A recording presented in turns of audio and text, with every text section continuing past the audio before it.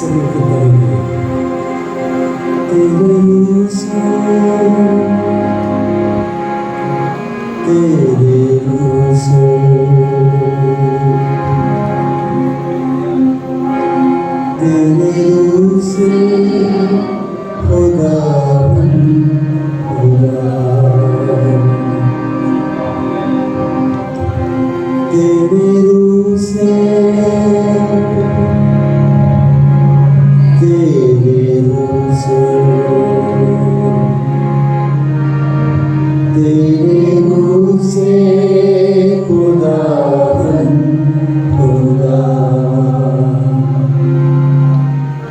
ये पहाड़ भी मैदान हो जाएगा, ये पहाड़ भी मैदान हो जाएगा।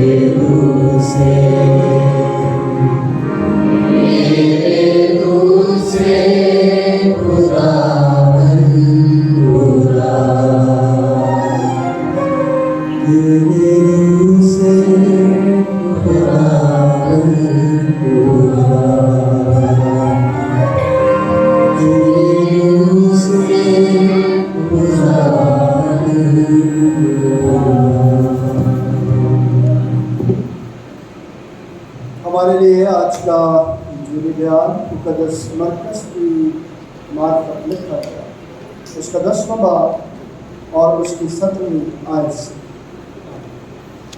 हमारे लिए आज का मुकर्रर करदा इंजीली बयान मुक़द्दस मरकज़ की इंजील उसका 10वां बाब और उसकी 17वीं आयत से। सुनिए कलाम मुक़द्दस में यूं लिखा, और जब वो बाहर निकल कर राह में जा रहा था तो एक ऐसा शख्स दौड़ता हुआ उसके पास आया और उसके आगे घुटने टेक कर उससे पूछने लगा, क्या नेक उस्ताद मैं क्या करूं कि हमेशा की जिंदगी का वारिस बनूं? यीशु ने उससे कहा, तू मुझे क्यों नेक कहता है? कोई नेक नहीं مگر ایک یعنی خدا حکموں کو تو جانتا ہے، خون نہ کر، زنا نہ کر، چوری نہ کر، جھوٹی گواہی نہ دے، فریب دے کر نقصان نہ کر، اپنے باپ کی اور ماں کی عزت کر۔ اس نے اس سے کہا، اے استاد، میں نے لڑکپن سے ہی ان سب پر عمل کیا۔ یسوع نے اس پر نظر کی اور اسے اس پر پیار آیا اور اسے کہا، ایک بات میں تجھ میں کمی ہے، جا جو کچھ تیرا ہے بیچ کر غریبوں کو دے، تجھے آسمان کا خزانہ ملے گا، اور آ کر میرے پیچھے ہو۔ اس بات سے اس کے چہرے پر اداسی چھا گئی اور وہ غمگین ہو کر چلا گیا، کیونکہ بڑا مالدار تھا۔ یہ ہمارے خدا یسوع مسیح کی انجیل ہے۔ تشریف رکھیں، آئیے اپنے سروں کو جھکائیں، خدا کی حضوری کو محسوس کرتے ہوئے ہم اس سروں کو جھکائیں اور دعا کریں۔ وہ خدا جلالی آسمانی باپ، دل کی گہرائیوں سے خداوند میں تیرا شکر ادا کرتا ہوں کہ میری کمزوریوں اور نالائکیوں کو تو مد نظر نہیں رکھتا، بلکہ مجھے معاف کر اپنی قربت میں لا کھڑا کرتا ہے، تاکہ تیرے کلام کو تیرے لوگوں تک پہنچانے کا وسیلہ بنے۔ آج بھی تیرے اس فضل کے لیے جو مجھ پر ہوا، میں تیرے شکر ادا کرتا ہوں، اور دعا کروں کہ آج بھی مجھے اپنے جلال کی برکت میں اپنے لوگوں کے لیے باعث برکت بنا، سننے والوں کو اور ان کے کام کو نصیب، تاکہ جب کلام کا خداوند کے بیچ بویا جاتا ہے تو وہ باعث برکت بنے۔ یسوع مسیح کے نام سے آمین۔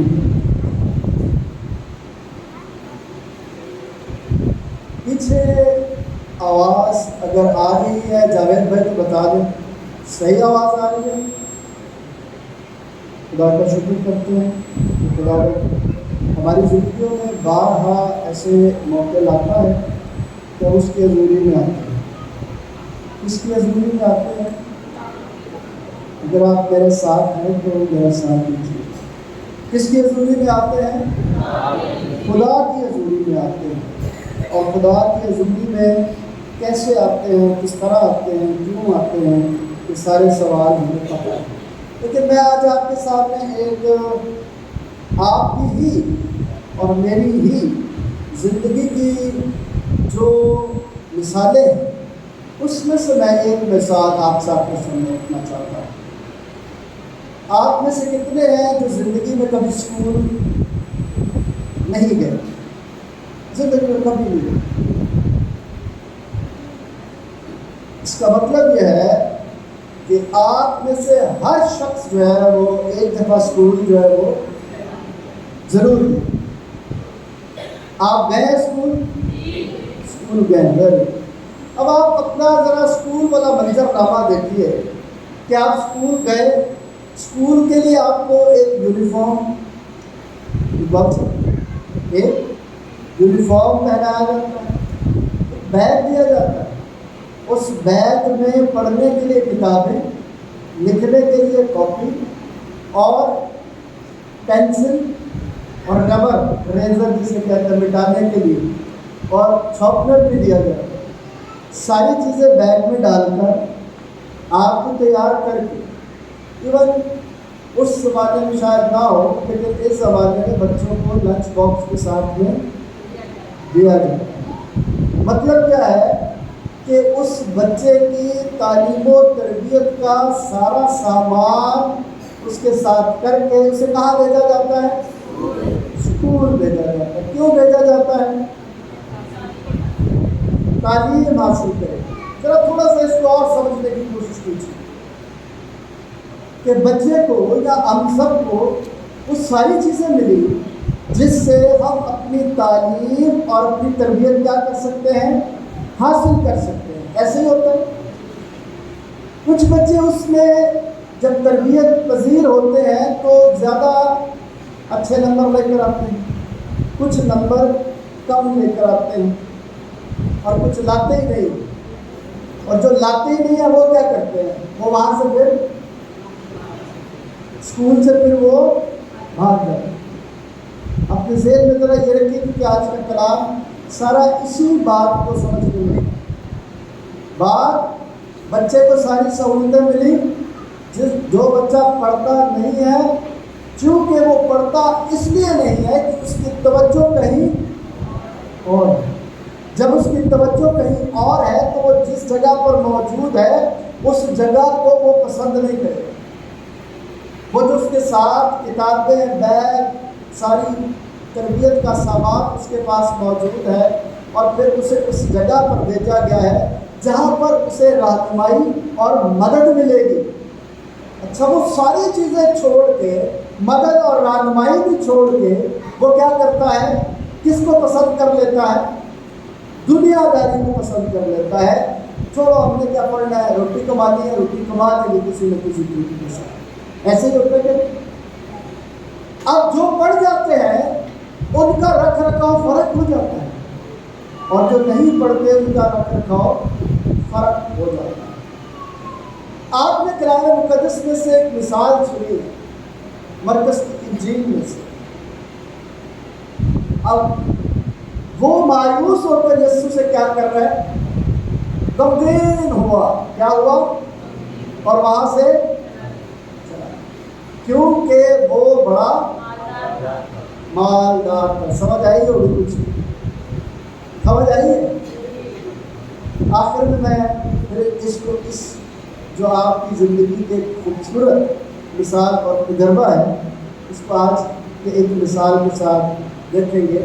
آج کی اگر آپ سندی آیت آپ اپنے سامنے رکھنا چاہتے ہیں تو وہ عبرانیوں کا خط، اس کا 4واں باب، اس کی 16ویں آیت ہے، جہاں لکھا ہے، پس آؤ ہم فضل کے تخت کے پاس دلیری سے چلیں تاکہ ہم پر رحم ہو اور وہ فضل حاصل کرے جو ضرورت کے وقت ہماری مدد کرے۔ یہ ہماری آج کی جو آیت مرکزی آیت ہے، اور اگر ہم عنوان دیکھیں تو عنوان اسی آیت میں سے ہے کہ خدا کا فضل جو ہے وہ ہماری کیا کرتا ہے؟ مدد کرتا ہے۔ 16ویں آیت کا شروع کیا ہے؟ آؤ ہم فضل کے تخت کے پاس دلیری سے چلے، اور آخری حصہ ہے جو ضرورت کے وقت ہماری مدد کرے۔ خدا کا فضل ہماری مدد کرتا ہے۔ آج کے اس دور میں جب ہم اپنی زندگیوں میں، دنیا داری میں اپنے آپ کو دیکھتے ہیں تو ہر شخص جو ہے وہ کامیابی چاہتا ہے، خود مختاری چاہتا ہے، اور چاہتا ہے کہ جو وسائل اس دنیا میں دستیاب ہیں ان پر اس کا اختیار ہو، تاکہ جیسے وہ اپنی مرضی سے ان کو کیا کرے؟ استعمال کرے۔ دنیا کی ساری چیزوں کو وہ سمیٹنا چاہتا ہے، لینا چاہتا ہے، ان پر حکمرانی کرنا چاہتا ہے، اور اس کے لیے وہ بہت سارے منصوبے بناتا ہے۔ آج دنیا جو سائنس میں ترقی کرتی چلی جا رہی ہے وہ زیادہ تر اس کا تعلق یہی ہے کہ کس طرح ہم دوسرے انسان کو اپنا غلام کیا کر لیں؟ بنا لیں، تاکہ وہ ہماری غلامی کے پنجے سے آزاد نہ ہو سکے۔ لیکن میں گیت سن رہا تھا تو اس گیت میں یہ تھا کہ تو سمجھتا ہے کہ ہم غلام ہیں، تو سمجھتا ہے کہ ہم غلام ہیں، لیکن خداوند یسوع مسیح کے وسیلے سے ہم غلام نہیں، آزاد ہیں، اور یہاں تک آزاد ہے کہ بیٹا بننے کا اعزاز حاصل کیا۔ ابلیس ہمیں غلام ثابت کرنا چاہتا ہے۔ کیا کرنا چاہتا ہے وہ؟ کہ آپ غلام ہیں؟ آپ نے کبھی سوچا ہے کہ میں غلام ہوں یا آزاد ہوں؟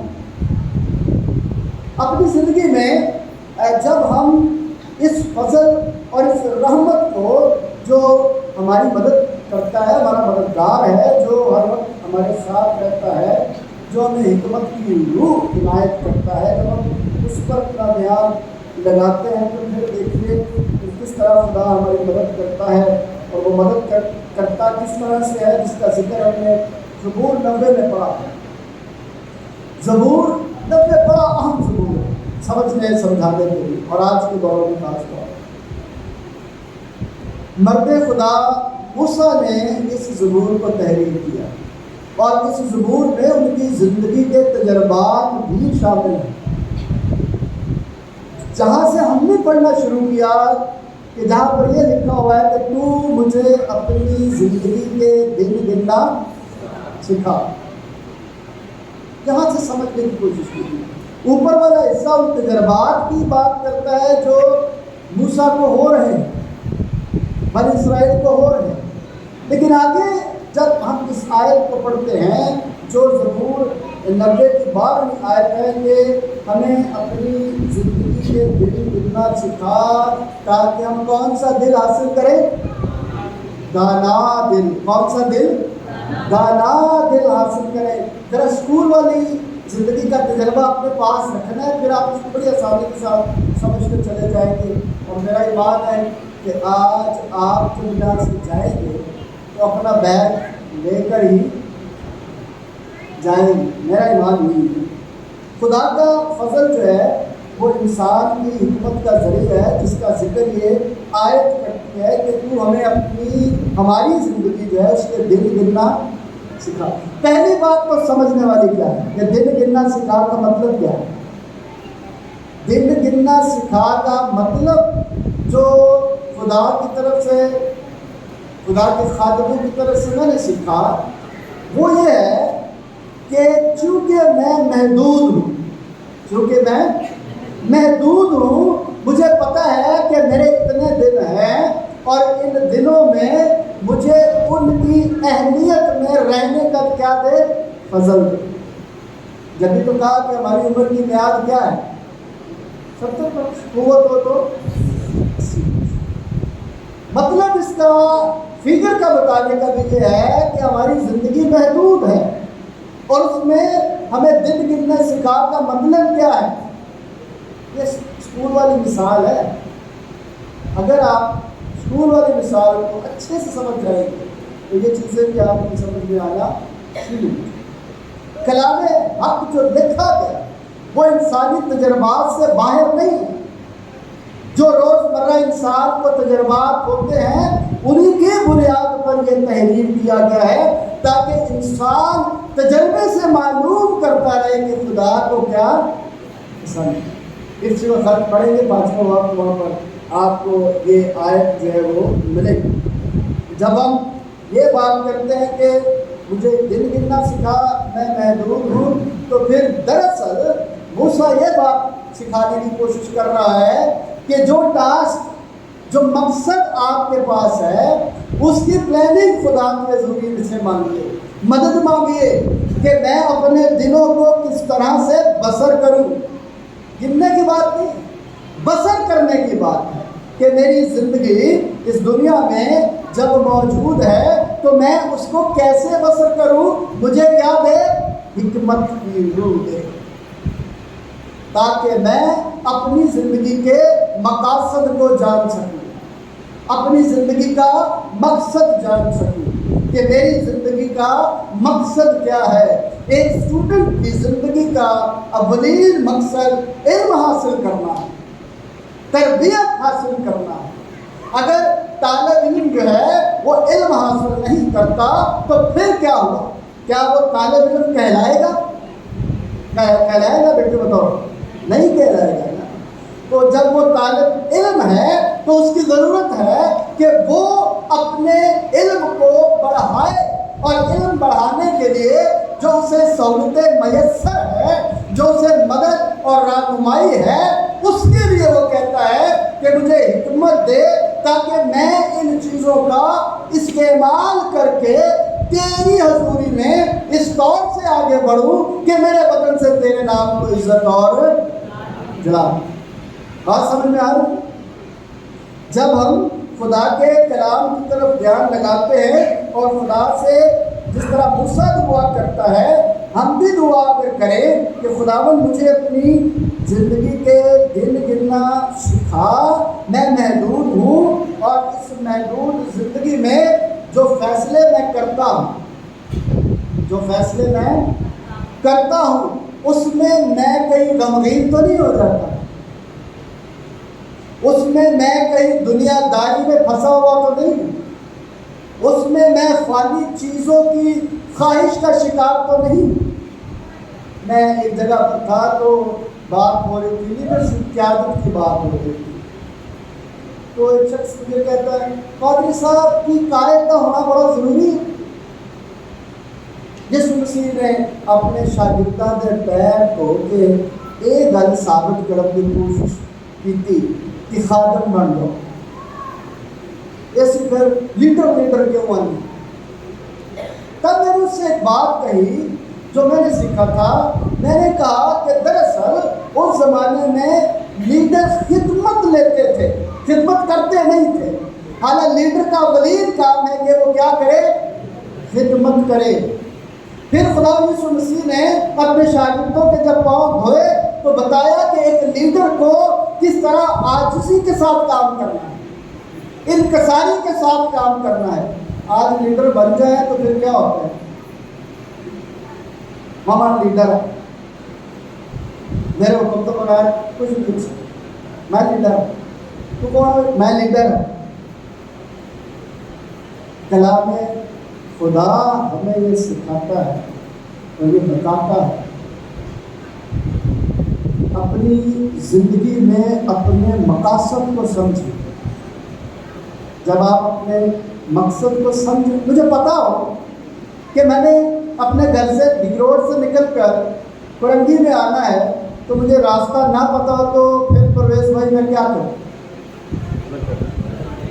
میرے پاس گاڑی بھی ہے، موٹر سائیکل ہے میرے پاس، ہے نا. مجھے راستہ نہیں پتا، سہولتیں ساری مجھے پتہ ہے میرے پاس ہے، لیکن میں فرنگی کا راستہ نہیں جانتا تو پھر میں کیا کروں؟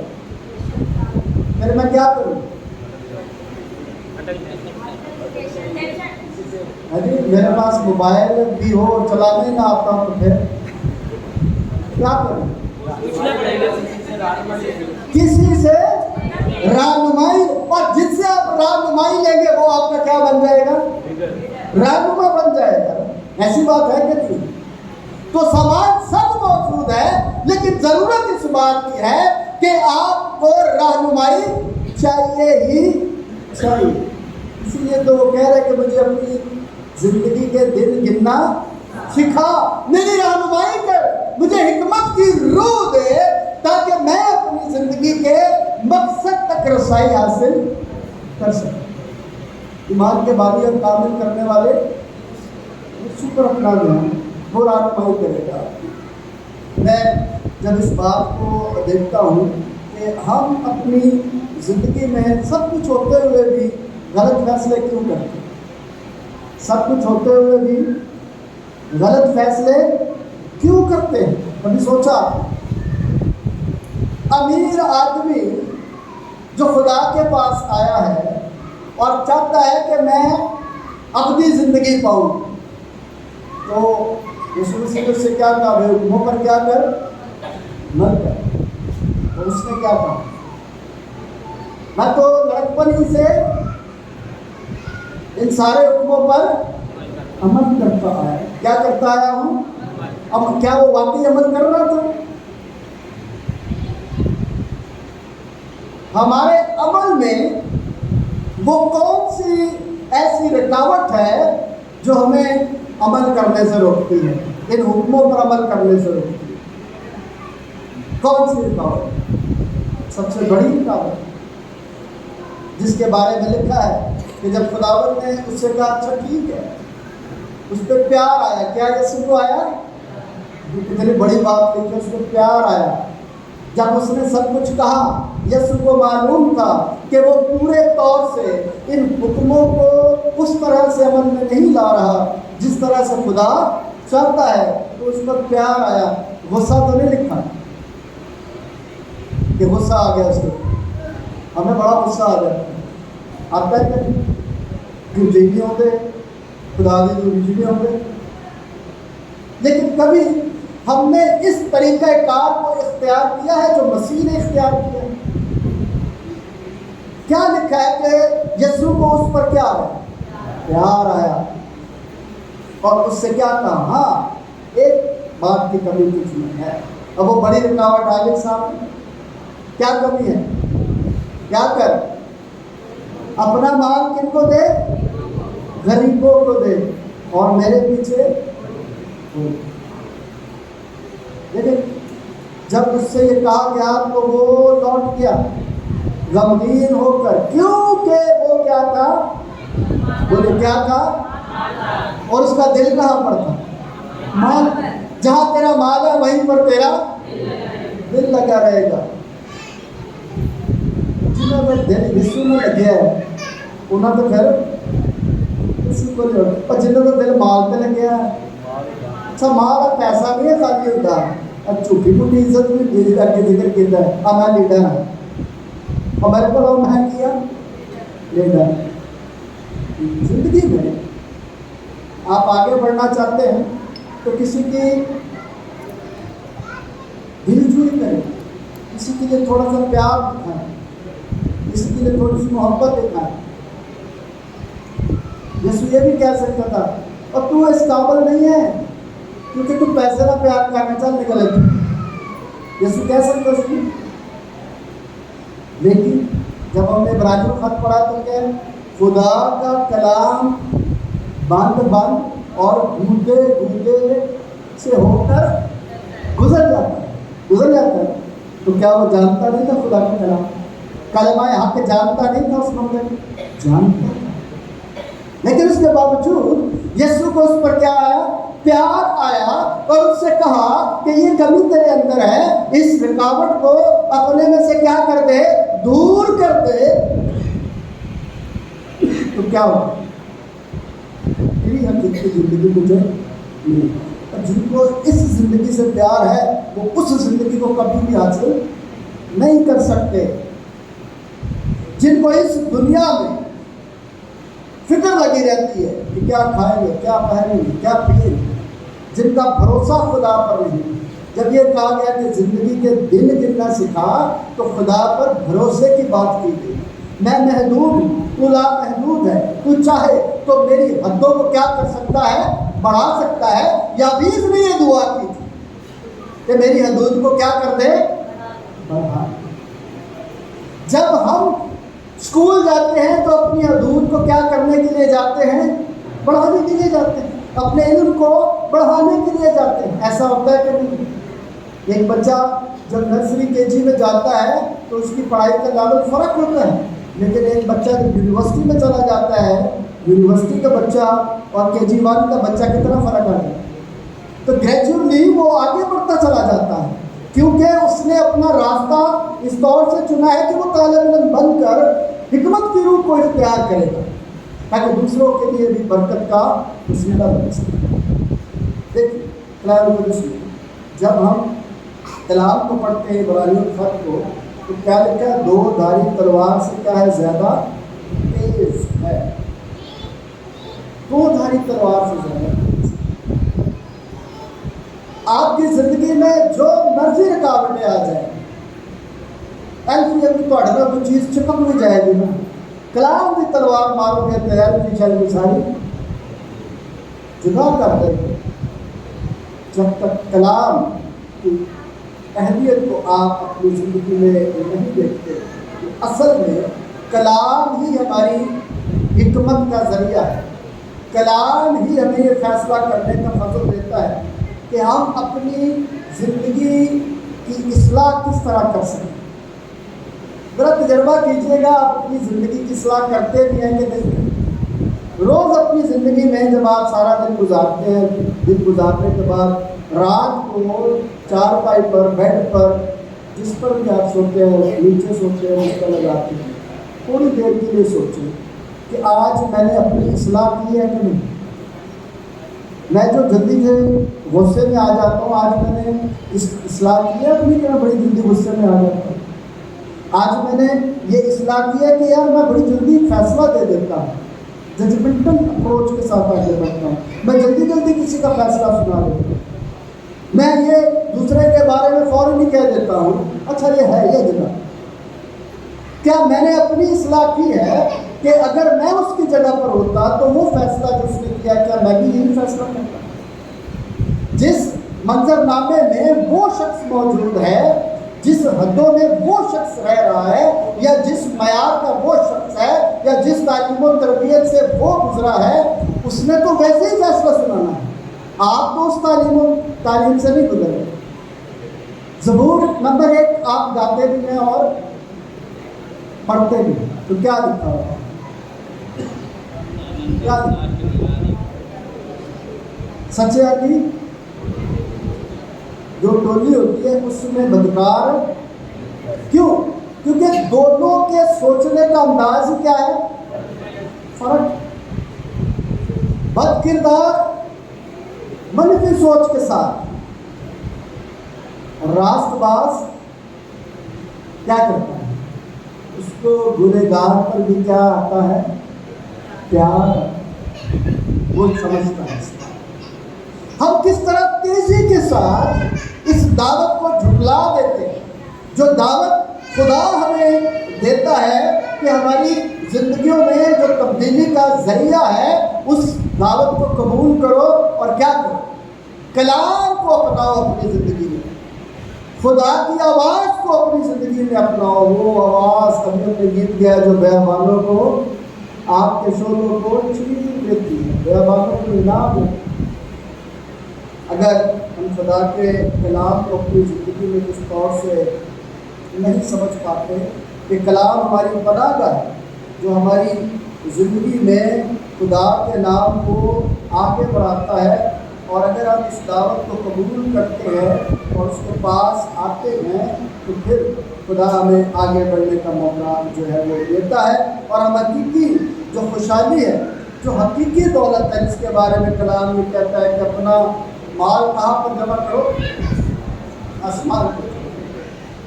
تو ویسے یہ بات آسان ہے کہ مشکل ہے؟ سارے وہ ڈیوڈے لیڈر جو ہے جو کتنے خدا میں جمع کرتے ہیں آسمان پہ کرتے ہیں.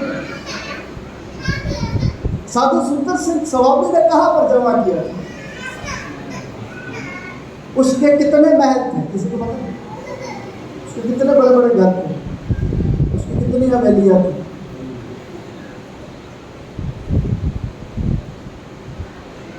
ایو جی چرچ نام سنا آپ نے؟ پاسٹر ضیاء پاول کا نام سنا؟ پاسٹر ضیاء پاول کے پاس ہمارے بڑے پیارے دوست آتے ہیں پاسٹر، ہم ان کو مکرانی کہتے ہیں، جان مکرانی. تو مکرانیوں کے قریب اور جب آتے ہیں تو تمہیں سادہ آدمی ہے، آپ دیکھ کے حیران ہو جاؤ گے. اس دور میں بھی ایسے خادم ہیں جو دوسروں کی املاک بنا کر انہیں دیتے ہیں، لیکن خود جو ہے وہ اپنے لیے انہیں کوئی محل، کوئی چبوترے، کوئی بڑی بڑی چیزیں نہیں. کپڑے بھی نہایت سادہ پہنے. کبھی آپ نے ہمارے لباس پر غور کیا؟ تجربہ یہ کہتا ہے کہ ہم دنیا داری سے پیار کرتے، حکمت سے خالی. جس اسکول میں ہمیں بھیجا جاتا ہے ہم اس اسکول سے کیا ہوتے ہیں؟ بھاگ جاتے ہیں. میری لائف کا ایک تجربہ ہے، میں آپ کے ساتھ شیئر کروں گا کہ ہم سیمنری میں تھے، شاید میں نے پہلے بھی شیئر کیا ہو، اور مقدس مہینہ تھا روزوں کا. صبح صبح آپ نے شارٹ پہنے ہوئے تھے، چھٹی تھی اس دن. گراؤنڈ میں بیٹھ کر 9 ساڑھے 9 کا ٹائم تھا، ناشتہ کر کے چائے پی. سینئر اسٹوڈنٹ بھی تھے اور جونیئر اسٹوڈنٹ. ایک شخص جو ہے اس کی آنکھوں سے آنسو جاری تھے. ہم نے اس کو روتے ہوئے نہیں دیکھا، لیکن اس کی آنکھوں میں جو لالی تھی، جو غصہ تھا، وہ ہمیں نظر آ رہا تھا. اس نے کہا کہ میں جب سیمنری کی یہ 4-5 سیڑھیاں جتنی یہ بڑی ہیں اتنی ہیں، وہ پھر پتھر کے سیمنری کے اندر ہیں. وہ کہہ رہے جب میں ایک سیڑھی چڑھ رہا تھا تو مجھے ایسے لگ رہا تھا جیسے میں کلوری کی پہاڑی پر چڑھ رہا ہوں، اور میرا پاؤں اوپر چل نہیں رہا تھا کہ میں کتنی مقدس جگہ پر جا رہا ہوں جہاں پر خداوند کے خادم تیار ہوتے. وہ کہہ رہا میں رو رو کے میرا برا حال تھا 4 سیڑھیاں چڑھتے ہوئے.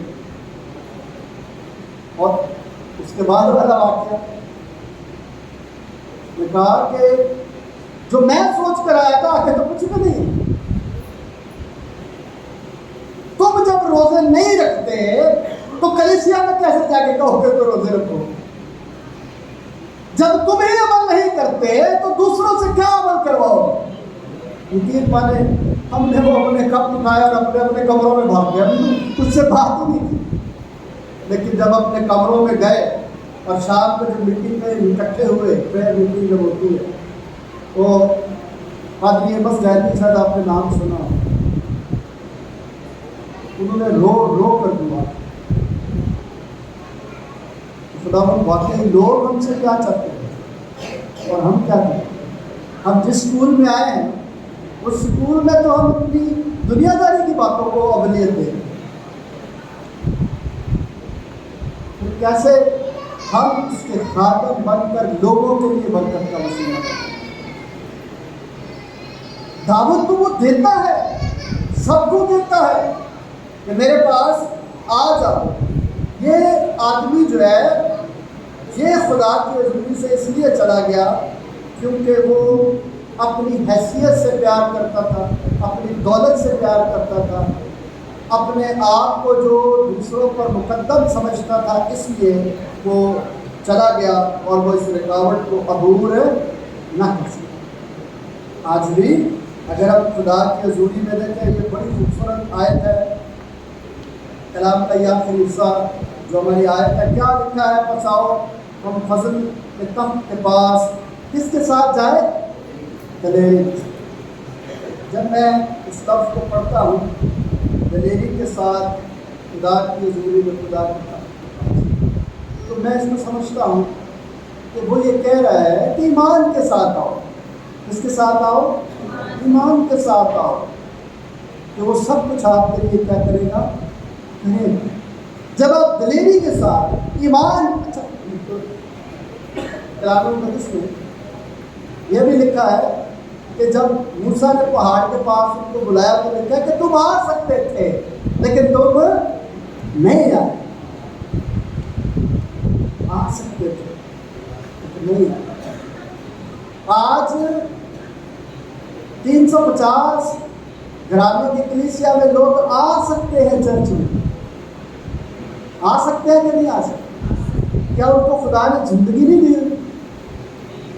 کیا ان کے پاس خدا نے پہننے کے لیے کپڑا نہیں دیا ہوا؟ کیا خدا نے ان کو کھانے کے لیے خوراک مہیا نہیں کی؟ کہ وہ کیوں نہیں شکر گزاری خدا کی کرنے آتی؟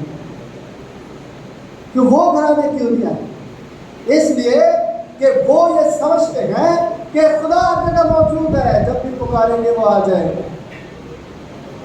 ٹھیک سمجھتے ہیں. لیکن کیا ہی خوبصورت بات ہے کہ بھائی ماں ہم